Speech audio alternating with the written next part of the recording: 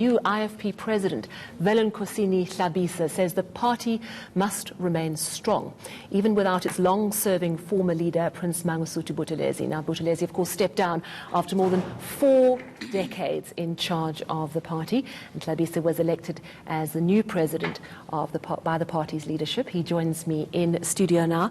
Mr. Hlabisa, it's wonderful to have you here in Johannesburg, and congratulations on your new position. It's been just over a month. How difficult are you finding it to fill those shoes of Prince Mangosuthu Buthelezi? Good afternoon, Sally, as well as the listeners and the viewers of ENCA. The 31 days since I was elected as the president of the IFP has been both a period of challenges and also fulfillment. I have been looking forward to the conference because the party had already made a decision of nominating my name as a candidate. So you knew it was going to happen? Although I knew, but you only wait until it actually happens. Since I have been the Secretary General of the party, I had a full view of the challenges the party is experiencing as well as opportunities. So now, since the day one, I said now is the time to tackle the challenges and also explore the opportunities the IFP has. And there are a lot of opportunities. The IFP in the May election did really, really well. You're standing 4th nationally, if I'm not mistaken. Yes. That's really a great uptick from the previous election. Now, there are a number of theories about why that is so. Some say, oh, it's the demise of the NFP. You won back all those people who left. Others say that Zulu voters moved away from the ANC because Zuma was axed. What is your theory as to why the party grew in the May elections? The IFP started to grow as early as 2014. You will recall that immediately after the general elections, the IFP started to win by-elections, taking wards from the ANC. In January 2014, we had a strategic plan workshop at Wanzimela where we came out with a document that we tested at Matubatuba during the rerun when the municipality was dissolved, and we confirmed that our plan is working. Are you able to tell me what the plan is? I cannot divulge it in your public. secrets. Okay. So now it worked for us. Yeah, yeah. We knew, because in 2011 we had only 2 municipalities, but in 2016 the IFP won 13 municipalities. We knew that we will do far better because we were implementing our plan. And when we were approaching 2019, we also knew we will do far better than the previous So it looks election. like your plan is working, but some might say, the cynics, that you're a regional party and a party for the Zulu people. Let's face it, your support base is still in KwaZulu-Natal, followed by a very small amount in Gauteng, and you basically don't have a showing anywhere else in the country. How are you going to change that? Yeah, if Sally, you can visit the election results. The IFP was voted in all 9 provinces. Okay. And we have even identified the voting station where we received people who voted us in 2019, and our new program of expanding our footprint.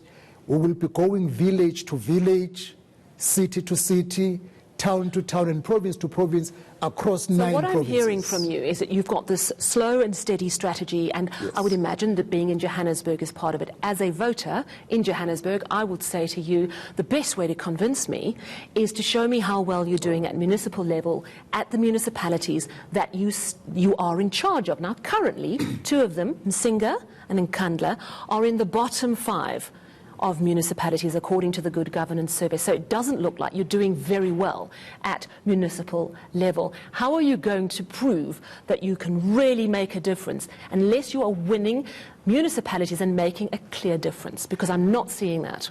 Sally, out of 12 municipalities that we govern now in KwaZulu-Natal, none is experiencing public protest due to poor service delivery. None. But they're still the worst performers. The survey is another thing, Sally. And it was also in the Auditor General's report. The survey, when you talk of the the survey, this is different from... Well, actually, it's interesting because the survey was assessed on administrative efficiency, economic development, and service delivery. Bottom of the class. How are you going to make a difference? You see, go to Msinga. Msinga is the most deep rural municipality. But over the years, there is a change. You see, the DORA allocation. Okay, you're giving me detail. You're not convincing me as a potential voter. But Sally, can I put my point, Sally? Yes, but you must make it. You know, what can tells you the dissatisfaction of the people is the reaction of the voters. That's number one. You will never have But you can't work off dissatisfaction all the time. You have to show that you're making a difference. No. I'm not seeing the difference. You see, which municipality that you're running is a glowing example of good governance? But if you talk about the best performing municipality in KwaZulu-Natal, Kandla is rated as the best performing municipalities under circumstances. You know, when we evaluate a municipality, we look at a number of other issues. You're caught up in legal battles. In Kandla municipal manager, who's an IFP member, Julie, is he still in power there? Yes, that case is in court. That's in court. You're getting caught because the COG to MEC says this man doesn't have the required experience. You're saying, no, we still want him there. The court agreed with the COG to MEC. You're fighting it. He's still there. How is that an example of good governance? No, Salim. The courts are there to defend the truth. And the court's ruled against you? No, the first court. You've appealed it? If you're not satisfied with the judgment of the first court, you appeal. That is the avenue that is available in our country. And you see, Salim, in terms of the performance of the IFP, people showed it in 2019. They voted the IFP even in areas where we did not enjoy support, because they can see that where IFP is in government, there are no protest actions by the voters, because the people who cannot lie are the recipients of service delivery.